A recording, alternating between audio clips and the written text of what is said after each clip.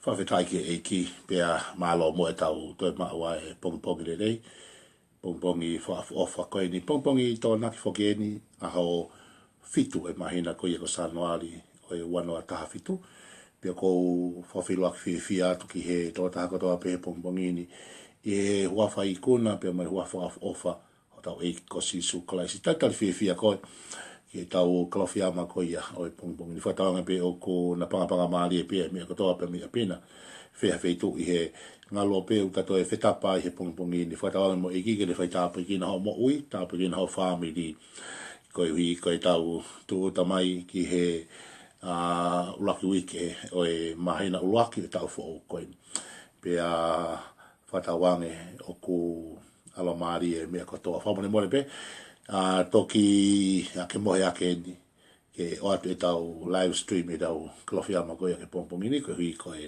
ngai whemo i kina i he wike lotu. Whanala pina mo mahawa wike lotu monu ia, wike lotu tā puake mo karesi ia i he wike kone wike haamo o e whanong anga e tau kuia i e rea ku taka he whanua ka tonua e kamata kua wae ua ai whanong anga u tau whai. Tau whamaloa i he ngahi lotu mai kautake whanua, kautake sisi lotu mai tau ngai family pe whatala mai i le tāpai kina ki moto ngai siaske heke na e whakahoko ai wike lotu i he weekend ia ngai siaske to kamata wike lotu he wike ko ia kahau pe whatala mai i le tāpai kina ki moto ke ngata pe ai ko weekend e wike lotu kahako katu pe tau lotu ko tāpua ko lotu ia ko kota whakakoloa i ka inga ngai tapa ke he whanonganga pe mo ui pe whatawange ki tāpai kina ki tau tolu he otua ko e tau kalawhiama koe ke pongpongi ni, uto o me tohea te talono me, pia koe ono koe ia oi wahe, te ulau e vesa no hongo fulu, ke vesa koe ia no hongo fulu mātalu, te ulau te he liriu pāki motua pe ke liriu koe AOSC, te talono me, wahe ono, vesi hongo fulu, ki ono hongo fulu mātalu, pēna hono whakarea. Pea e pehe o ka hiri hono omi koe siova ko o tua ke whanua aia na e fuakawa ki ai i ho ngai tamai, ke e palahame ki ai sake pe ke se kope ke foke te ko e ngai kolo lahi mo le lei ai na i kai te ke langa mo ngai fare ko fonu i ngai mea le lei na i kai te ke whakafonu mo ngai vai keri na i kai te ke keri ai ngai ngoe vaine mo ngai orive na i kai te ke tō hiri ho kai pe ke mākona wa kai te ria na ke whakangalo i a sihova ai na ne omi koe mi whanua ko ispite pe mi he fare whakapopula ke mana wahe ke sihova ko o tua o tau hia pia ke fua kawa i hono hua wha koe ka veinga i tau kalofia mai pongpongini o kupeheni. Kai pia ke manatu oua e mo ui ngalo. Kai pia ke manatu oua e mo ui ngalo. Ko manatu i mau kei sastonga tau ataina, pia koe whai koe ai oau koe si he sakala mediti. Ko pau ke te alu ki mua o tuulu tuia, kai hao lewa ai fai whekau o whakahoko koe te sakalamenti. Pe koe nihi koe una o whakahoko koe ai sakalamenti. Pe a koe whonga koe sa stonga toka taina, koe oku lau hifo e tapa whai whekau e ngahi kupu i rea. Pe a toki o hifo koe maa, pe ne lau mai kupu i kupu i rea, pe a te to lewa ai ipu koe uai ne. Koe taha o ngahi kupu i rea koe ia, o kune o hifo, koe whai kupu i se tese o peheni.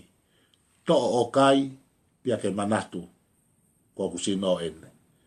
Pe hau koe ke he wai neu ne ngā aki fo kupu i se tes koe ni. To o inu, pe ke manatu, ko ku taa ni ko riringi ko hiko koe. Ko ki mea koe ko ki tokanga koe ki ai, ko fo kupu i se tes, to o kai, pe ke manatu. To o inu, pe ke manatu. Ko e whakakaukau ia kalawhiama e ahoni. O ku ki fuulahi au pito ai kai noa ia. Ai kai, i kai ki teha manatu. Pe ko sa ia hano ngake ai kupu i rea ko ia i sakala meniti e sa stonga. To o kai pia ke manatu. He o kufuulahi e tau kai taware, kai noa ia, kai ike iaha manatu taha.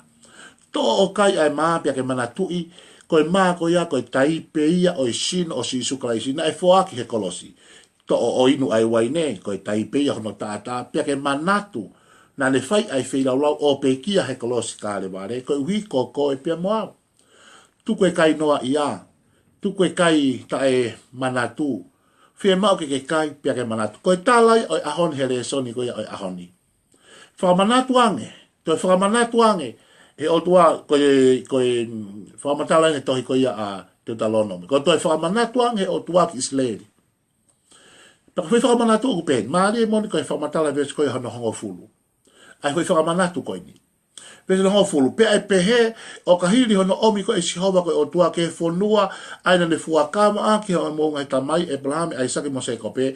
Ke fuaki e te koe ngahi kolo lahi mo rerei. Aia na ikai te ke langa. Kono whakarea koe taha. Kono te whakamanato te mohua tu ke whonua a tala ofa, ke promised land. Koe whonua na palo mesi ho mo whangata mai, Abraham ai sake mo se kope. Te mohua tu mo koe ngai fu kolo ia ku osilanga, ngai fu kolo la lahi, ngai fu kolo le lei, ku osilanga ia. Na ikai te ke langa e koe, ku osil mau mai whare ia he langa. Osil mau ia. Oh, hallelujah, vestata. Mo ngahi whare ku o whonu he ngahi mea le lei. Kai ngata pe koe whare ku osilanga, pe toi whakafono le o kai ko hange esi fare. O kai ko hange esi fare.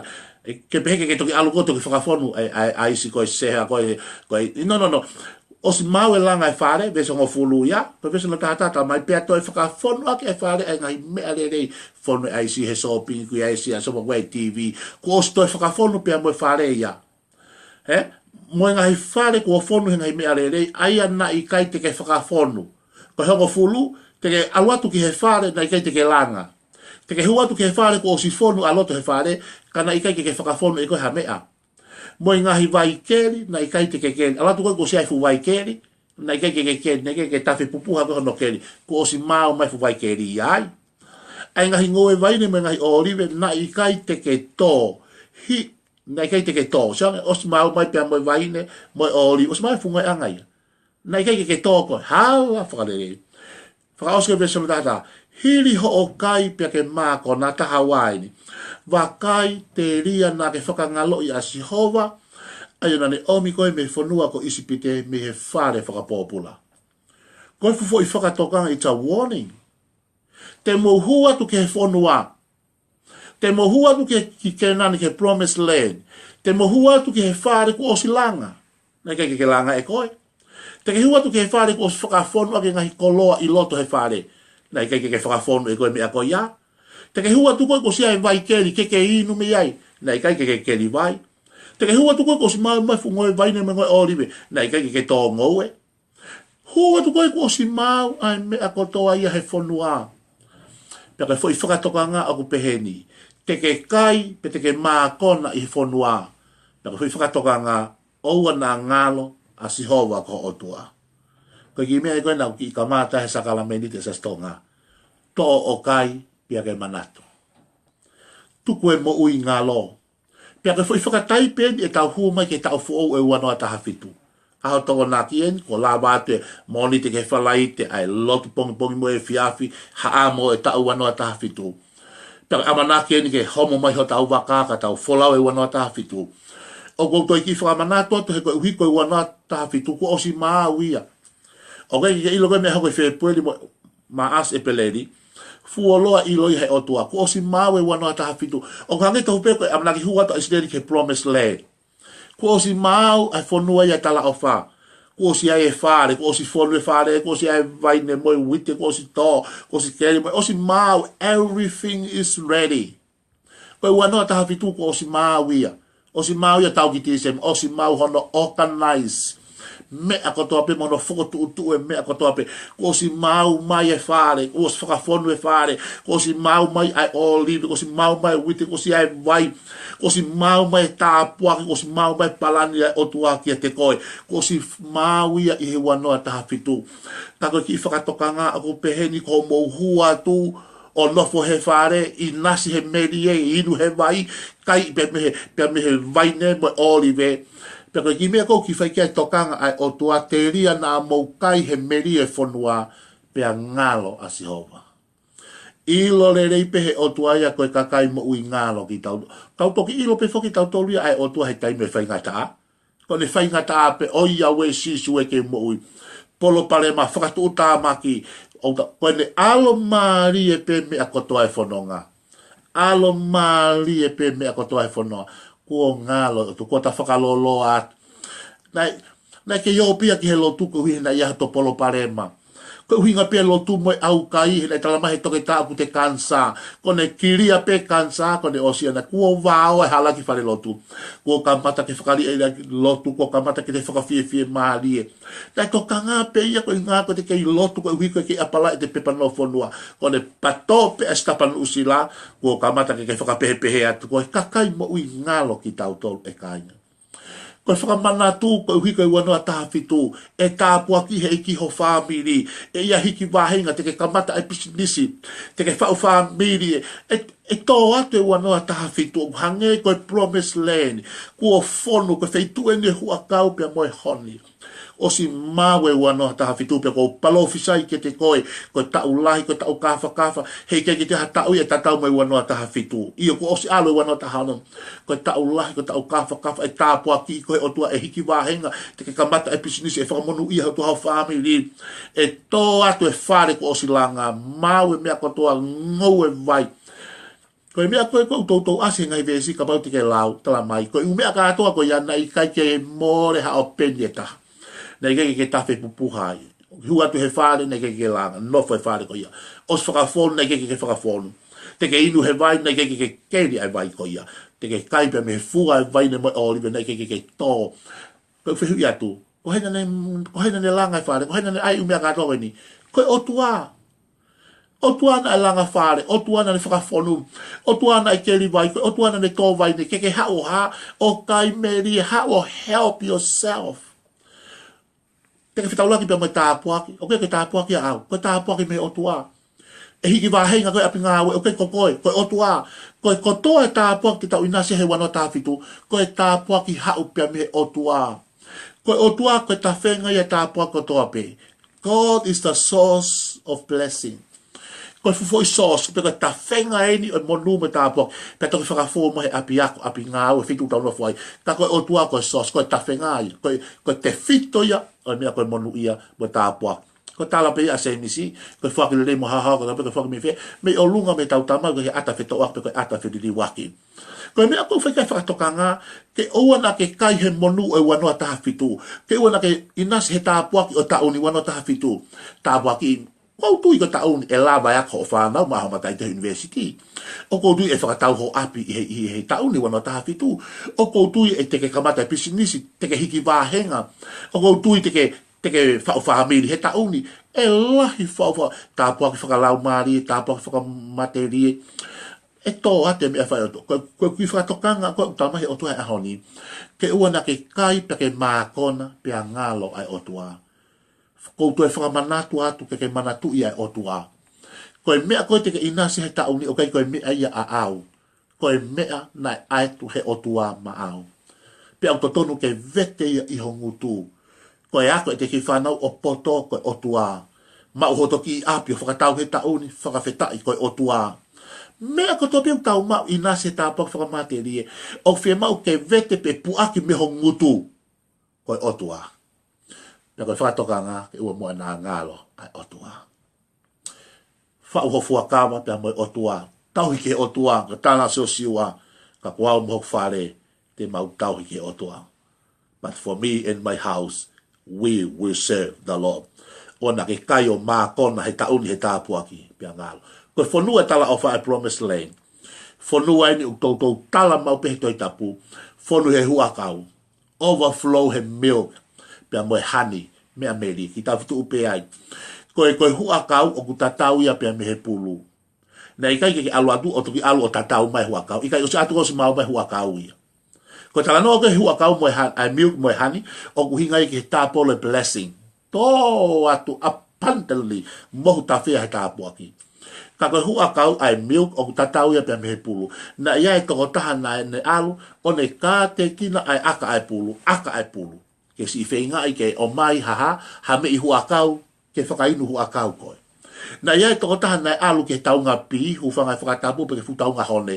O kai he pi moe hone kai ki whenga i mai haki mea meri hahani ke toki hau koe o ha o kai meri. Na i kai koe he pi moe hone. Alo tu koe ha? O kai he merie. Na ia e toko tahe na e whainga tā ia. Na ia e toko tahe na e alato aka he pulu o whainga tā ia. Kai o mai huakau.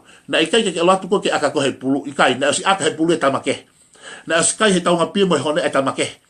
Alua tu koe ha o teisi ai mhani ai melie mo inu e hua kau. Pake shefu ko ke feti he ahoni ko he inu e hua kau e tāpua ke o tua. O ai ngalo. Se o atu ko rere ho sukaki o lunga ko he koe kai me a melie tāpua ke o tua. O ai ngalo na e toko taha na e whainga tā ia ko hiko koe.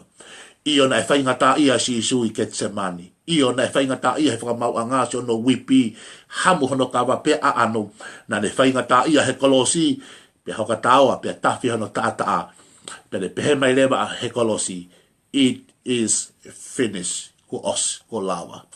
Na ia e toko taha na e fuomua o whainga tā ia, ke langa hai whare, ke whakafonu e whare, pe langa, pe moe tō, pe moe ngahi ngoe anga vaine, pe keri moe vai, pe ke aluatu koe moau he tauni wano taha fitu, o ta kai he meni e ko ia, pe oa e ngalo ai o tua, ai toko taha, na ne whai e ngā ue maao.